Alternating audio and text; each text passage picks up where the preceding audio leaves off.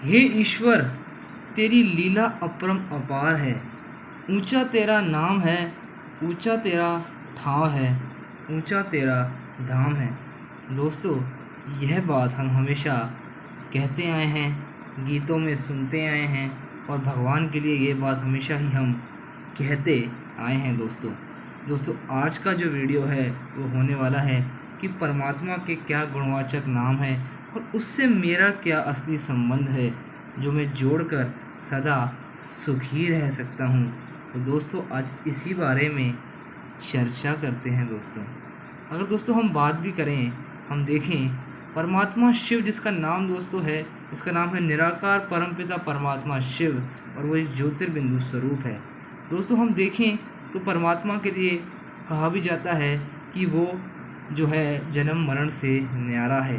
वो दोस्तों एक ज्योति स्वरूप आत्मा है जिसका असली नाम है शिव और उसका अर्थ ही है कल्याणकारी। दोस्तों अगर हम देखें, एक ऐसा हमें जो चाहिए होती है, एक ऐसी आत्मा चाहिए होती है जिसका खुद का कल्याण हो रखा हो, तभी तो वो दूसरों का कल्याण कर सकती है। और दोस्तों परमात्मा शिव, परमपिता परमात्मा शिव जो है सदा ही उसका कल्याण हो रखा है।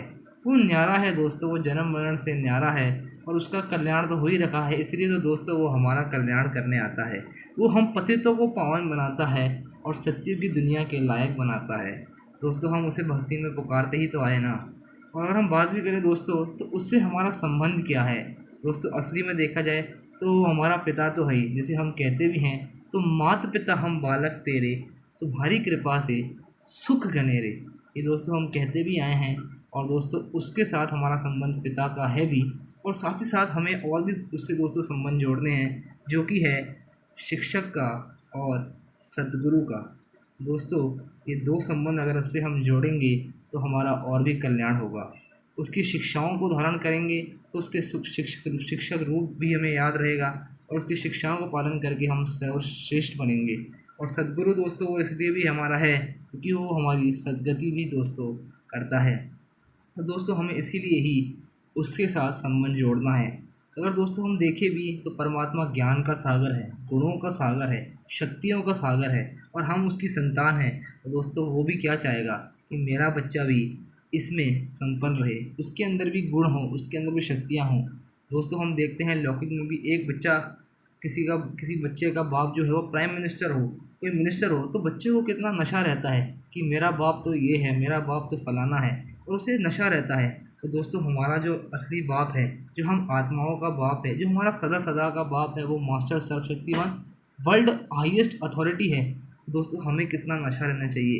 दोस्तों भगवान को किस बात पे खुशी होगी कि मेरा बच्चा मेरी माला जपता रहे, मेरा नाम लेता रहे, हमेशा आके मेरे सामने चरण झुकाता रहे, मेरे सामने रोता पीटता रहे, या फिर एकदम गर्व से जिए, अपने स्वमान में रहे, सबको सुख दे। जो गुण बाप के हैं वो बच्चे में हों, दोस्तों बाप जो है तब खुश होगा, भगवान हमसे तब खुश होगा। उसकी सच्ची पूजा ही दोस्तों है उसके गुण धारण करना, उसकी शक्तियाँ धारण करना, उसकी जो बताई गई बातें हैं उसको धारण करना। भगवान को तो दोस्तों हम सब मानते हैं, लेकिन भगवान की बहुत कोई मानते हैं दोस्तों। वो हमें मानेंगे दोस्तों, अगर हम उसकी की मानेंगे, उसकी बातें मानेंगे दोस्तों, तो वो हमसे वो हमसे खुश होगा। और हमारे दोस्तों दुआएं तो वो देता ही है, सबको दुआएं देता ही है, लेकिन उसको खुश रखना है। वो खुश तो दोस्तों सदैव रहता ही है, उसे प्रेम का सागर कहते हैं। तो दोस्तों दुखी तो किसी से नहीं होता, लेकिन अगर दोस्तों हमें उसका रिगार्ड और उसकी रिस्पेक्ट भी करनी है तो उसकी बातों पर चलना होगा। तो दोस्तों हमेशा हमें याद रखना होगा कि मेरा परमात्मा बाप इतना ऊंचा है तो मुझे भी उसके कर्तव्यों पे चलना है और हमेशा शक्तिशाली स्वरूप में रहना दोस्तों है। और मुझे इसीलिए जो है सुख प्राप्त हो सकता है, क्योंकि दोस्तों जीवन में सुख प्राप्त करना है तो दोस्तों हमें उसकी आज्ञाओं पर चलना होगा।